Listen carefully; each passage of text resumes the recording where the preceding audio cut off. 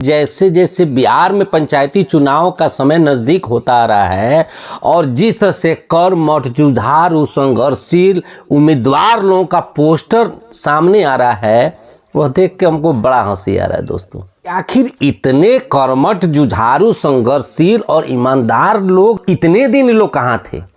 मतलब यह है कि सिर्फ और सिर्फ लोगों को मूर्ख बनाने का काम होता है दोस्तों, और लोग झांसे में आप ही जाते हैं।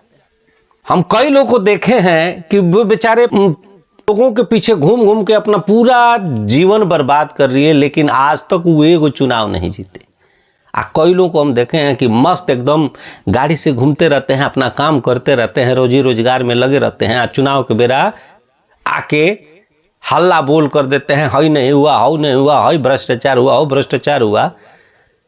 उसके बाद लोग उसके झांसे में आके उसको चुनाव जीता देते हैं। यदि दूसरे बिरादरी का कोई चुनाव जीता हुआ है तो उसको जो है समाज विरोधी बना दिया जाएगा। जो चालाक आदमी होगा, दिमाग का सातिर आदमी, वो क्या करेगा कि जातिवादी झगड़ा लगा देगा। फलाने आदमी फलाने समाज के मुखिया हुआ, नेता हुआ, तो उतार काम करी हैं, जबकि हकीकत यही होता है कि वो भी नहीं किया होता है। वो भले वो 5 साल झांकी मारने किसी के दुख सुख में नहीं आया हो, कोई गलत काम का विरोध नहीं किया हो, कोई भ्रष्टाचार के खिलाफ आवाज नहीं उठाया हो, लेकिन चुनाव आते ही उसका एकदम फाइल तैयार हो जाता है और उलूल जुलूल बातें शुरू हो जाती है। आज के डेट में यही फिर शुरू हो गया है।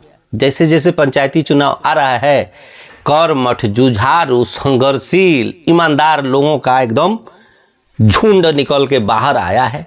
पोस्टर पे पोस्टर लगना शुरू हो गया है। तो हम यही पूछना चाहते हैं कि आखिर इतने ईमानदार लोग जब बैठे थे क्षेत्र में, तो इतना घोटाला हो क्यों जाता है जिस घोटाले का वो लोग जिक्र करते हैं? आखिर जब सब इतने ईमानदार लोग जो है क्षेत्र में थे, पंचायत में थे, वार्ड में थे, तो बेईमान विजयी कैसे हो गया? अकर्मठी जब लोगों के दुख सुख में आके बैठा, जाना समझा, तो आप कर्मठी कहां, किस बिल में छुपे हुए थे? आज जब काम कहीं नहीं हो रहा था, किसी भी वार्ड में, किसी भी क्षेत्र में, किसी भी पंचायत में, तो आप इतने जुझारू, दमदार आवाज के धनी आदमी कहां छुप के बैठे थे?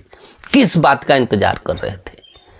इस सवाल का जवाब यदि कोई दे देते थोड़ा हमको बड़ी कृपा होती, क्योंकि पिछले 15 साल से हम इस सवालों का जवाब मांग रहे हैं, कोई दे नहीं रहा है। जब सब ईमानदार है तो बेईमान कौन है?